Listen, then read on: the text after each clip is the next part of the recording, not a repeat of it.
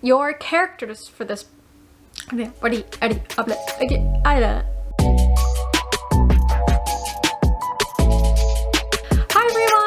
Welcome back to Big City B. I'm B for those of you who are just joining me for the first time. If you're new here, I'd really appreciate it if you would consider hitting that subscribe button and the bell notification to be notified when my next videos come out.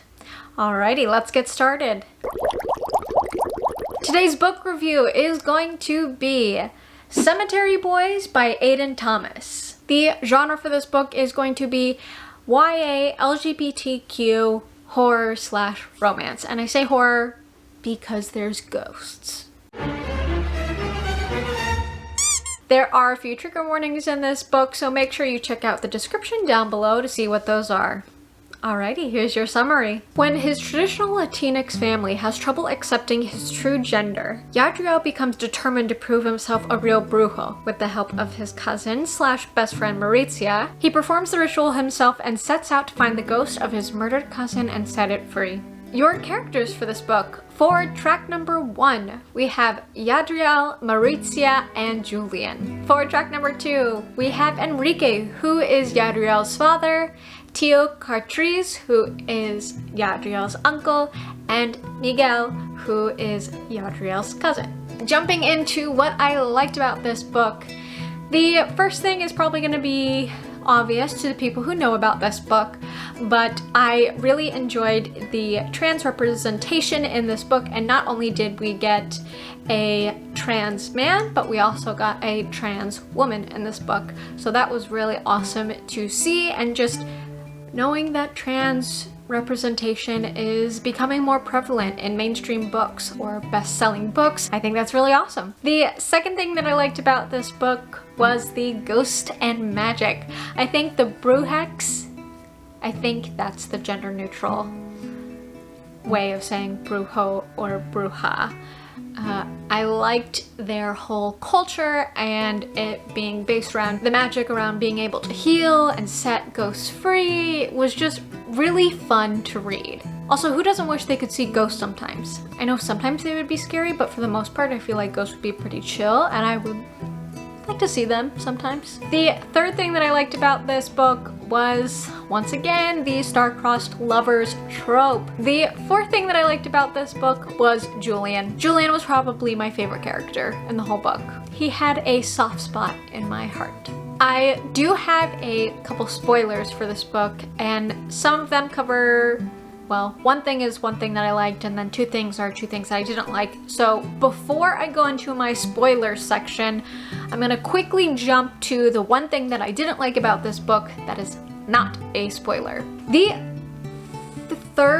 is technically the third thing that I didn't like about this book, is that Maurizia is just not really fully developed. Like, we know she's angry, we know she's a vegan, and we know she has purple/pink hair. Why don't we get to know more about her? She's with Yadriel all the time, and yet we still don't see that much of her character developed, and I really wish that Aiden would have taken the time to develop Maurizia more. Alrighty, that concludes everything that is not a spoiler for this book. So if you don't want to see any spoilers for this book, make sure you check out down in the description to see when spoilers end, and you can just boop boop boop fast forward to when they end. Spoilers.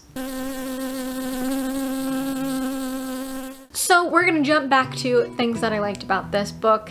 The fifth and final thing that I liked about this book is that the epilogue made me cry. I came close a couple times to like crying in it just because of Yadriel not being accepted by his family, but at the epilogue, oh my gosh, he's accepted, and then his father is proud of him, and he says it in front of the whole brujex community, and I was crying. Going on over to the things that I didn't like about this book. The first thing that I didn't like about this book is that it was predictable, which was so disappointing because I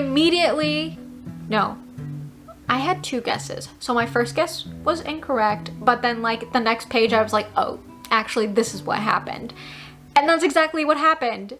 So I just feel like the foreshadowing in this book was too much. There was a lot of repetition over the jaguar claws that were missing, and I was like, oh, someone has a jaguar claws and is gonna like bring back up the jaguar from the land of the dead and like try to take over. And then I was like, oh, this uncle is left out of a lot of things. It's him. It's him. He's got the jaguar claws and he's killing these people to bring the jaguar back. So the second thing that I didn't like about this book was that it felt like the whole villain reveal slash his whole plot slash the whole defeating him was so abrupt. It was like way too quickly. We see that it's Teo Curtries. He is like, oh, hey kid, yeah, watch me summon this jaguar. And then like the jaguar comes out and then Yadriel is like, no, and pushes his uncle in, and then that's it. Yeah, I guess I just wanted it drawn out more to be a little bit more of an epic battle for Yadriel to overcome, but it just wasn't. That's the end of my spoilers, which means it's time to see what Goodreads thought. Goodreads gave this book a 4.41.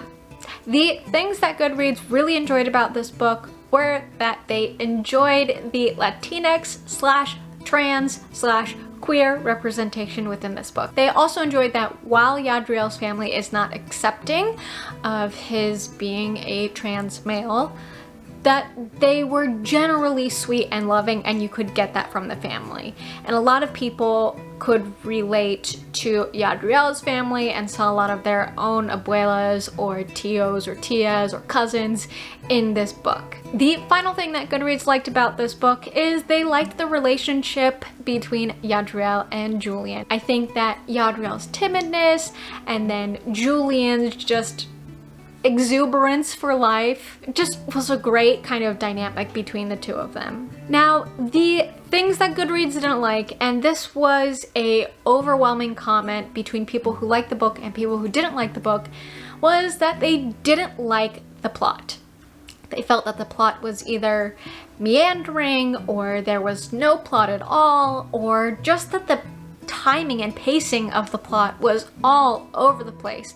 And I do agree with them. It's definitely something that Aiden can improve upon in his future books, but I think I'm able to give him a little bit more leniency because this is his debut novel. Goodreads also didn't like the repetition in this book. They felt like the repetition of Yadriel's embarrassment and blushing and flushing and all that other sweet baby awkwardness was too much and was repeated too often and dragged out too much. Lastly, Goodreads didn't like that this book definitely felt like it was on the younger side of YA. Sometimes in YA, you feel like, oh, this is definitely written for like 17, 18, 19. And then this book really feels like it was made for 13, 14, 15, 16, because the characters are 16, but 16 is still kind of pushing it. It just feels very young.